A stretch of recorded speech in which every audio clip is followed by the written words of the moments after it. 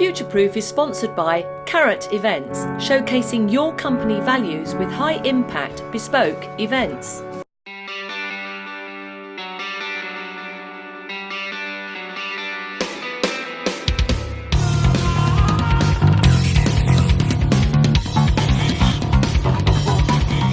I'm Sarah Hopwood here at the Sussex Business Women Excellence Awards 2019 at the Grand Hotel, and I'm delighted that I've got some ladies on stage with me. First of all, I'd like to introduce you to Faiza Shafiq. Faiza, you've organised this show. Why? I believe in women, and I believe that we still have a long way to go. There's a road ahead. So I want to empower them. I want to let them know how wonderful they are. By winning an award, that helps, and it makes them go forward and grow even more, and that's the reason. Fantastic. And I know that we have Sarah Guile here and Nikki Chisholm. Now, you're from Mumpreneurs. Now, you very much, your business helps women not just get to these awards, but actually strive from the starting point. Why are you involved in this award ceremony? Well, we know how good our community is. The women in our community strive to build their businesses around their families, and we want them to shout about how good they are and tell the world how good they are, so they inspire more generations. Cool. And Nikki, I know you've got a few women in the room today up for awards. How do you feel about that? I've been super excited all week. We've worked really hard to get about 50 of our members in the room. We've done workshops, we've done one-to-ones to get really good award submissions, because we want them to stand up, stand out, and tell everybody how brilliant their businesses are. Okay, and Alison Jones, known you many years from Creston Reeves. Why are you involved in these awards? I'm involved because I'm passionate about helping women in business. I know we should be equal, but I don't always feel that we are, and anything I can do to help support women, tell them how fantastic they are, and just help them make themselves better, then that's what I would like to do. And you have your own network too, don't you? I do, yeah. It's called Leading Ladies, and we try and do things with a little twist. So, for example, the other time we had a meeting, we were all trying on hats to find out what suited our faces. I've talked about the female menopause. I've talked about people having sabbaticals. It's the kind of subjects you don't always talk about, but why shouldn't we? And ladies, is it just ladies in the room, or have we got men in here too? Oh no, we've got lots and lots of men here tonight. It's incredible, actually. They are so supportive, and so they enjoy the evening as much, which is really great. Yeah, cool. Thank you very much indeed. Let's have a fabulous evening. Thank you very much. Thank you. Bye. Hello and welcome to Futureproof. I hope that you enjoyed that opening sequence of interviews that only took place last week. And I'm delighted to say that I have Faiza Shafiq here now with me. In fact, I'm actually with her in her business, and I think it'd be really, really good to find out a bit more about her and why she does what she does. And I also want to look at her level of emotional intelligence, because I believe it's very high. Faiza, thank you so much for joining me. You're welcome. You're welcome. It was great actually seeing you last week at the awards. It was really good, and the interview was fabulous, and it's been on social media and had a lot of hits on there, which is really good. The awards went very well. As a person who kind of delves very deeply into everything I do, I obviously have a list of things that I want to fix and make better next year, but then that's just the way I am. But that is the way, and that's continuous improvement. That's Kaizen, isn't it? You know, if you think of all of that. But I just want to say, I know why you do what you do. You know, you do events management. We're going to find out more about it, because you are so good at relationship. Even the way you deal with me, and I've watched you with other people. So I'm actually going to ask you a bit of Q&A in a minute about what your daughters would say about you. But just before I do that, tell us in greater detail, what is it that Carrot Events do? Well, basically, we're an events company. We are slightly different than other events companies, that we do run events, exhibitions or conferences for clients. However, we also produce and run our own internal events, which is very, very unusual for any events company. That's basically because I come up with such notions and ideas for events that don't exist already, such as the Business Women Excellence Awards. I'm a great champion of women and women in business, and I still think, even in this day and age, we have a lot of very powerful, very strong women, but we have an awful lot that aren't and still don't believe in themselves. And I think that's basically where the idea of the awards came. And this is how I'm going to ask you some Q&A about what your daughters would say about you, because your answers are, she is going to inspire you if you're watching her. So what would your daughters say about your level of self-discipline?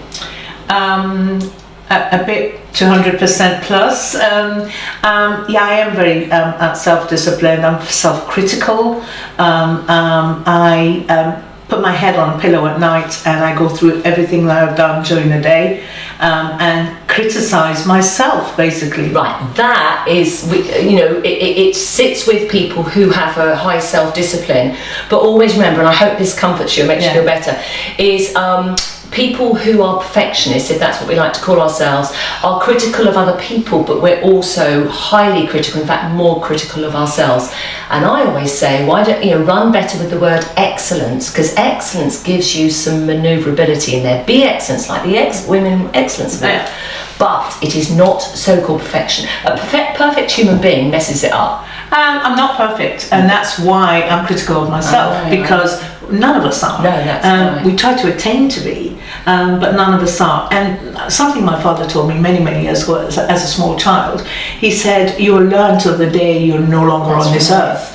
And I thought it was very strange. I thought at the time I was at school, then I was going to university. I thought, well, once you've done that, you've learned everything. You haven't, not at all. But that fits with continuous improvement. And I know you don't think you're perfect. It's kind of just give you that scope to kind of manoeuvre. The other thing tied up with emotionally intelligent thinking is we all have things to deal with in life. What is the hardest thing you've had to deal with, and what is the greatest attribute? What did you pull out the bag that helped you deal with that hardest thing? I can say really, and people will probably disagree, I personally feel I've had a very charmed life. I had an incredible upbringing. I have the great fortune of speaking several languages. I've travelled the world, quite a few. I've travelled the world. I've met some incredible people. And I've been through, like everybody, we all do, go through ups and downs. I think the worst thing that ever happened to me was the accident that I was involved in 2 years ago. It really did change my whole. Can I just clarify that? At one point there was talk of amputating your leg. Absolutely, yes. So you mended well, and we actually, those of us who are linked with you on social media, followed that journey. And I have to say, if anybody deserves an award, actually, it is this lady.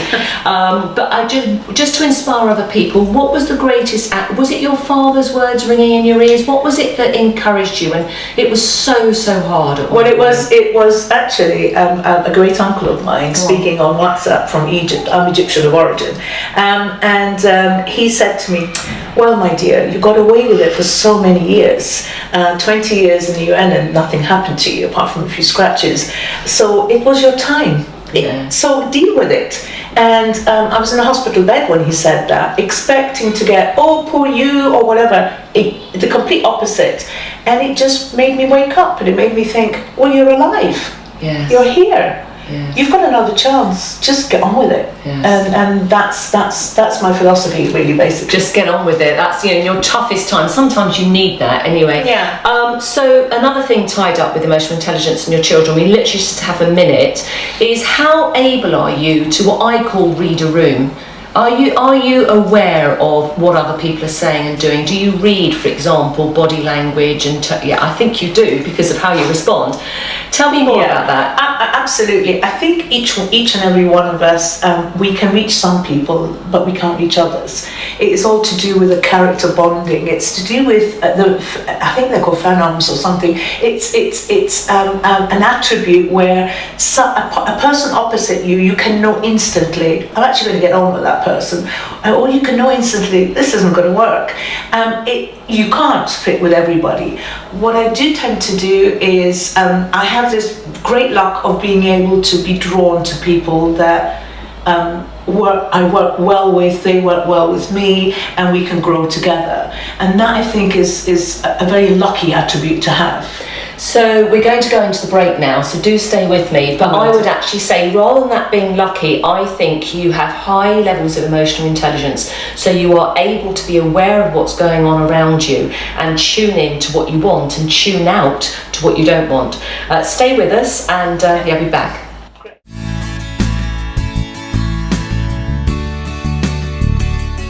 EQ, emotional quotient, is better known as emotional intelligence. It is a tangible tool that can sit alongside your services or your product, and it can be taught. Leaders with high EQ have less stress, they're more effective, and they earn more money. There's a great saying, just because we have pains, it does not give us permission to be a pain. I believe that teaching emotional intelligence has a direct impact on your sense of success and your net profits. EQ will empower you and your workforce to drive the change that you want. Change brings transition. EQ can help unpack what's holding you back and speed up that period of transition.